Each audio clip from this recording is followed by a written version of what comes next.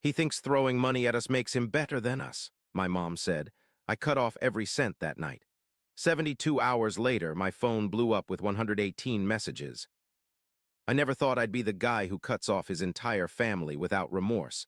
But after what happened at my mother's retirement party last month, I don't feel a single ounce of guilt. 10 years of financial support, half my income, my entire savings account, all down the drain because I finally heard what they really thought of me. The worst part? I should have seen it coming years ago. For as long as I can remember, my parents were financial disasters. Dad jumping from one business opportunity to the next, always talking about his entrepreneurial spirit while looking down on people who worked regular jobs. "Only suckers punch a clock," he'd say, while maxing out another credit card to fund his latest scheme. Mom with her shopping addiction, hiding bags in the trunk before bringing them into the house. 3 mortgages on a house that shouldn't have been refinanced even once. Luxury cars they couldn't afford. Always living one step above their means while barely treading water. Meanwhile, I was the anomaly in the family. While my sister Natalie coasted through community college before dropping out to marry her high school boyfriend, I worked my ass off. Scholarships, student loans, night jobs, whatever it took to get through. I was the first one in my family to graduate college, landing an entry-level position at a tech company that most people have heard of now. I lived in a shoebox apartment with 3 roommates while my parents continued buying designer clothes and taking weekend getaways they couldn't afford. It started small, helping with a utility bill in my sophomore year when their electricity was about to be shut off. Then it was car insurance. Then property taxes. Each time the story was the same. Just this once, we'll figure it out next month. We're just in a tight spot. But there was always another tight spot waiting around the corner. After graduation, when I started making real money, the requests grew.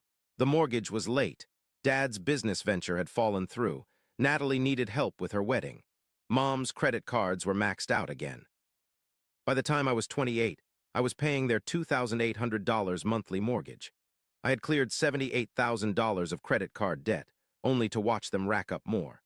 When their 10-year-old car finally died, I bought them a brand new Lexus SUV for $65,000 because Mom said she deserved something nice after all these years of struggling. I spent $35,000 on Natalie's dream wedding to a guy who couldn't hold down a job for more than 6 months at a time. I remember sitting at my desk one night, creating a spreadsheet of everything I'd paid for in the last decade. The numbers stared back at me, cold and unforgiving. Monthly mortgage payments, $336,000 credit card debt, first round. $78,000 credit card debt, second round. $42,500 Lexus SUV. $65,000 Natalie's wedding. $35,000 Dad's failed restaurant investment. $15,000 Mom's emergency dental work. $8,700 Natalie's twins' private preschool. $22,000 family vacations I didn't even attend. $18,000 property taxes for 5 years. $26,500 car insurance for 3 vehicles. $22,800 home repairs and renovations.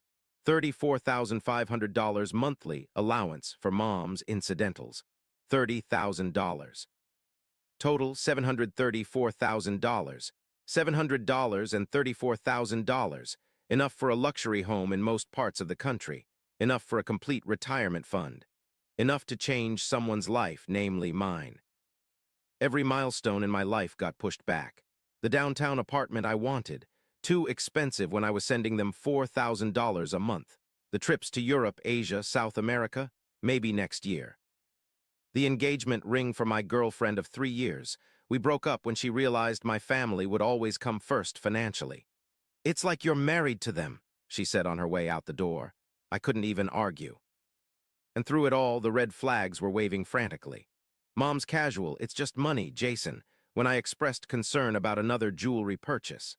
Dad's expectation that I would cover the bill whenever we went out to eat, even when he ordered the most expensive wine on the menu, scoffing at cheap options that cost less than $200 a bottle. The same man who'd lecture restaurant staff about a $2 overcharge on the bill. Natalie's constant hints about private schools for my niece and nephew, like my wallet was just an extension of hers. I ignored everything. "They're family," I told myself. "They'd do the same for me." Except they wouldn't, and deep down I knew it. The breaking point came at Mom's retirement party. After 35 years as a school administrator, she was finally stepping down. I paid $15,000 for the venue, catering, and open bar, because of course I did. It was raining, and I'd stepped inside to grab my jacket when I heard my mother's voice drifting from the kitchen. Jason's always been so easy to convince, works himself to death at that company thinking he's so important. I froze, one hand on the coat rack, blood rushing in my ears. My aunt laughed. At least he helps you out with money. Oh, please, he's a fool. Mom's voice had that slightly slurred quality it got after her third glass of wine. He thinks throwing money at us makes him better than us. It's the least he can do considering how much we sacrificed raising him. Besides, what else is he going to spend it on? No wife, no kids, just work. The group in the kitchen erupted in laughter. Something inside me just snapped. The sound of their laughter, my own mother calling me a fool, echoed in my head as a decade of financial support flashed before my eyes.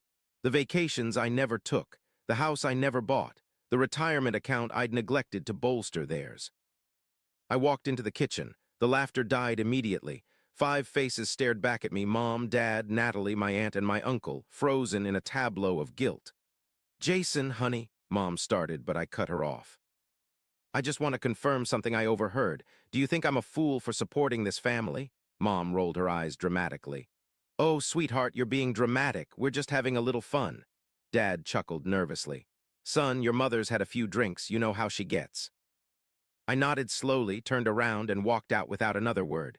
Drove home in complete silence. No music, no phone calls, just the sound of my own breathing as something cold and resolute settled into my chest. That night, I couldn't sleep. I pulled out every financial record I had, bank statements, payment confirmations, transfer receipts, and laid them across my living room floor like a paper monument to my own stupidity. $734,000, money that had cost me relationships, opportunities, and peace of mind. By morning, I had a plan. First, I canceled every automatic payment, the mortgage, the utilities, the car insurance, the cell phone family plan I paid for, every single recurring charge that had been bleeding my account dry for years. Next, I called the mortgage company and informed them I would no longer be making payments on a house that wasn't in my name. I emailed the family accountant, who I also paid for, and revoked my authorization for any shared accounts. I removed myself as an authorized user on their credit cards, which I had added myself to years ago when they needed help rebuilding their credit.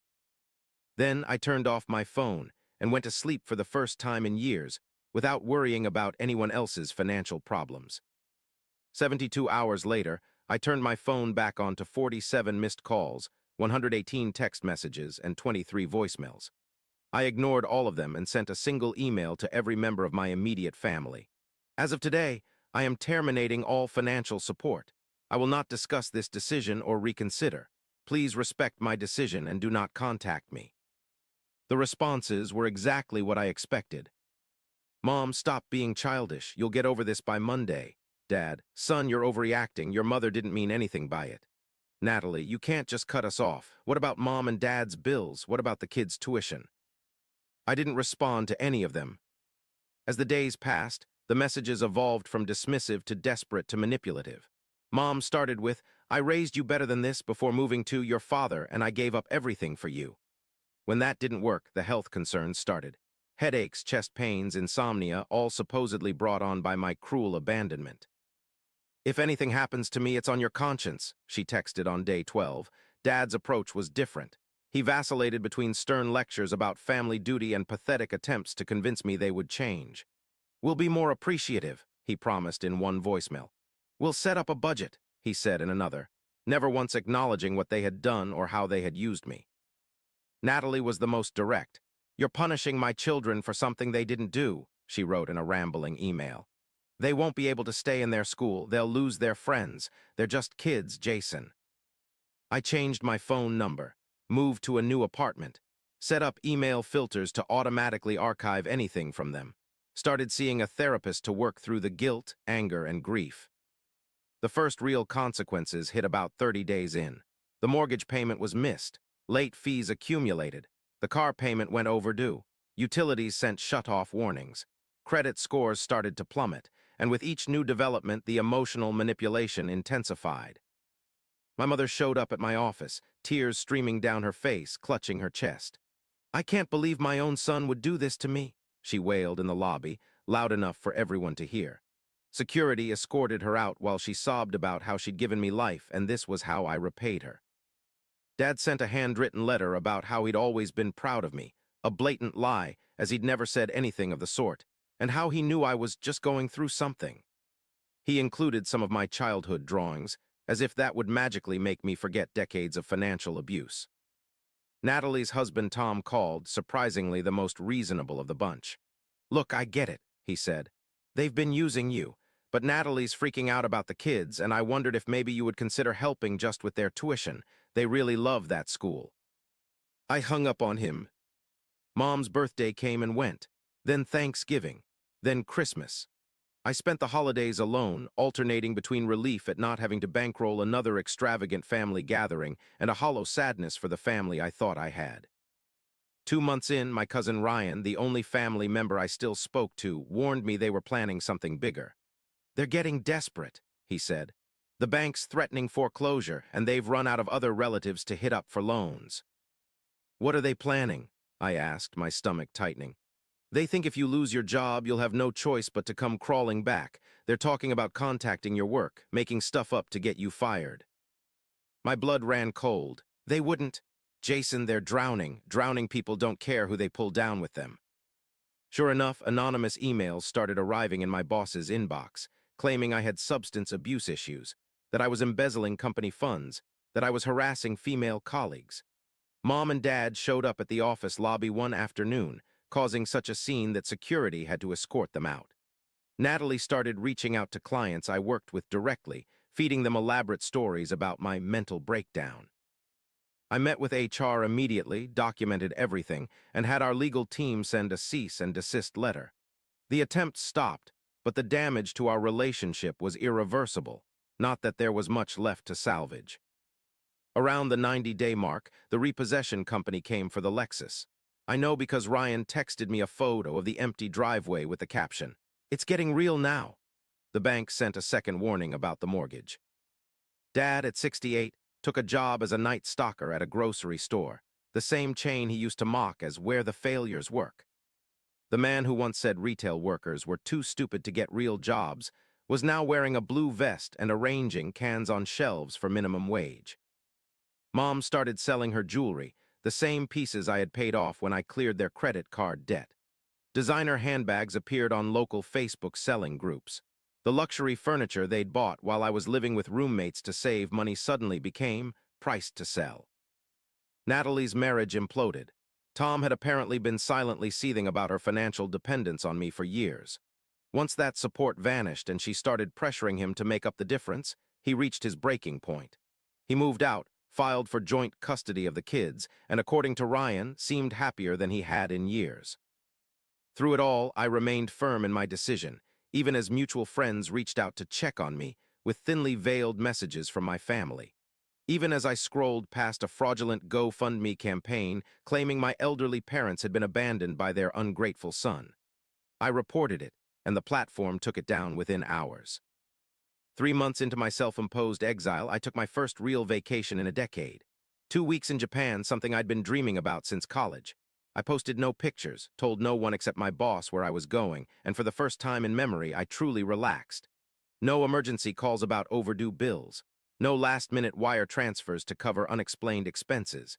Just me, exploring a new country, answering to no one. When I returned, I put a down payment on a modest house, nothing flashy, but mine. All mine. No one else's name on the mortgage, no one else's financial irresponsibility threatening to take it away.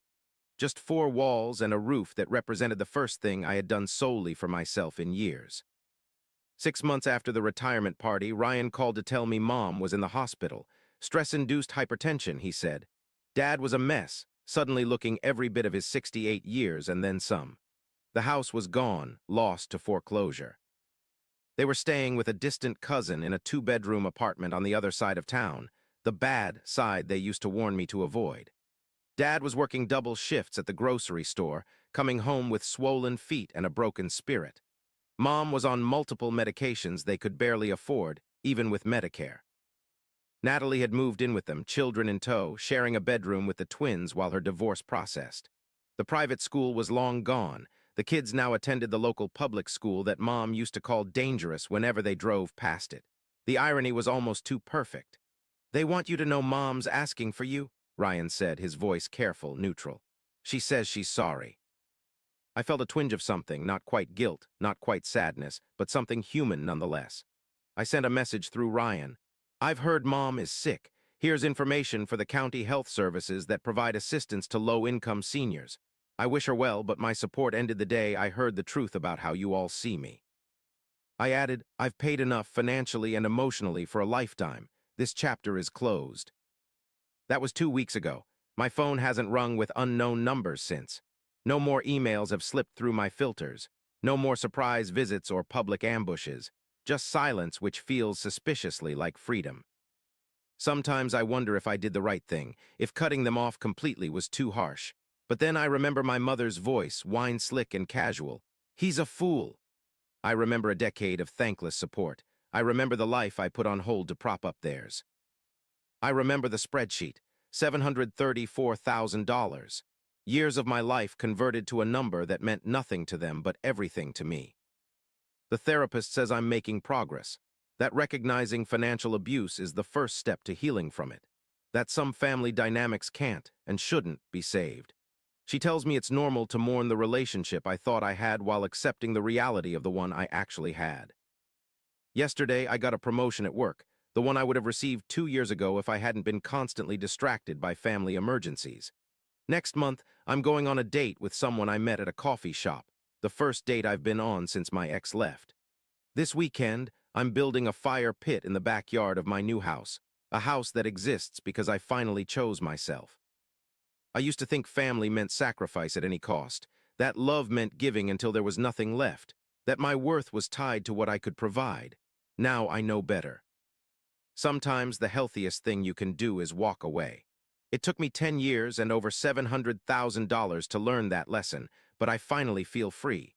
And that's worth more than all the money in the world.